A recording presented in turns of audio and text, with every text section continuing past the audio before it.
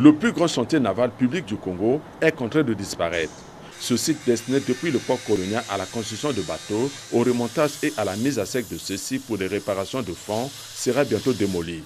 Car le gouvernement vient de le vendre à la société immobilière Moka qui va construire dans cette place, dans un proche avenir, un supermarché.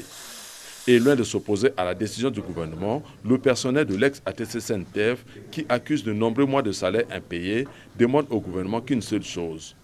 Nous, travailleurs de l'ex-ATC SENTEF, exigeons le paiement en intégralité des droits des travailleurs de l'ex-SENTEF au montant de 7 110 467 275 francs et, par conséquent, l'appurement des arriérés des salaires estimés à 6 milliards de francs CFA avant toute expulsion des ex-travailleurs du SENTEF de l'enceinte.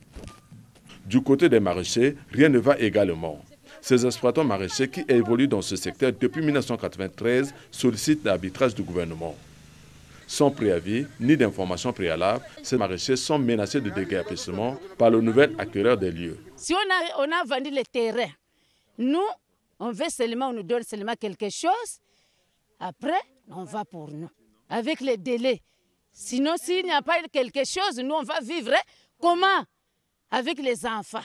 On rappelle, ce chantier naval a été construit par la société concessionnaire La Messagerie Fluviale du Congo en 1925 avant de devenir la CGTA, Compagnie Générale de Transport en Afrique, en 1932. Depuis, ces installations demeurent opérationnelles jusqu'à ce jour.